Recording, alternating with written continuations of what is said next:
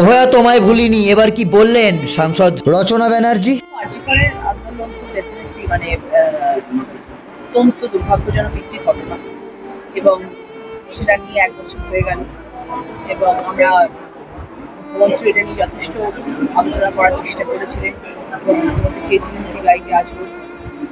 সবকিছু নিয়ে 1 বছর কেটে গেল, এবং ধরুন আন্দোলন করলে তো শুধু হবে না, আমাদের আসল আসামিকে খুঁজে বার করানো হচ্ছে মূল ইস্যু, এবং অপরাধী শাস্তি পাবে এটাই আমরা চাই। নবান্ন অভিযানের মধ্যে দিয়ে অভয়ের বাবা মা বলছে সিবিআই যে তদন্ত করছে সেটাতে সময় নষ্ট হলো, সেটা নিয়ে কি বলছে? দেখো, সময় নষ্ট হতে পারে না, সময় নষ্ট কোনো জায়গায় নেই, সেখানে সময় নষ্ট হয়নি, কিন্তু আমরা চাই বিচার হোক, বিচারাধীন একটি কেস, বিচার হোক এবং শাস্তি চরম সাজা পাক, সেটাই আমরা চাই। সেটা যার মাধ্যমেই কোনটাই অন্যায় নয়, কিন্তু যিনি যারা এই কাজটা করেছে, যারা এই কাজটা করছে, তারা তো সাংঘাতিক অন্যায় একটি কাজ করেছে, তাদের শাস্তি পাওয়াটা দরকার।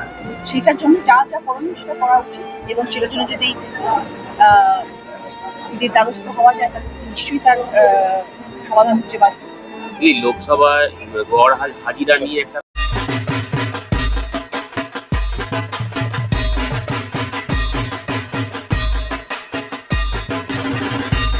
আর মাত্র কয়েকদিন বাদেই বাঙালির শ্রেষ্ঠ উৎসব দুর্গাপুজো।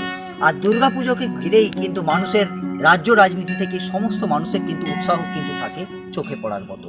মানুষজন কি ঠাকুর দেখবেন, কতক্ষণ ধরে ঠাকুর দেখবেন, রাত জেগে কোথায় কোথায় যাবেন, কি খাবেন, সেই সমস্ত কিছু নিয়েই তারা কিন্তু প্ল্যান করেন। আর এই পুজো পরিক্রমা কিন্তু শুরু হয়ে গেছে সিঙ্গুর টিভি নিউজের সাথে। যারা পুজো পরিক্রমা আমাদের সঙ্গে যোগাযোগ করতে চান, যোগাযোগ করবেন 9163016778 এই নম্বরে।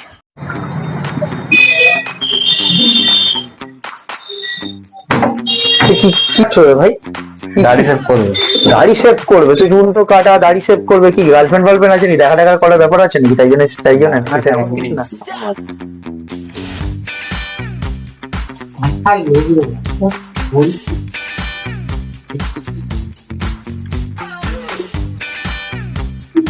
নাকি? না না, দেখা দেখা তো সবাই করে না, আর টাইম পেলাম চলে এলাম। টাইম পেলে চলে এলে? হ্যাঁ। কোথেকে? সিঙ্গুর। এই বাড়ি থেকেই চলে এলাম, টাইমের ফাঁকা ছিলাম, একটু ফ্রি ছিলাম, ভাবলাম একটু। তুমি দোকানে ভিড় হয় বলে কি না তোমার কাজের চাপের জন্য তাই চলে? না না, এমনি টাইম পেলাম চলে এলাম, এখানে ফ্রি ছিলাম, এখন সেভ করলাম। কেমন লাগছে? ভালোই লাগে। কেমন স্পেশালিটি কেমন? ভালোই ভালো, এখানে যা চেয়েছি তাই পেলাম। কোথায় আসছো? বিরামনগর।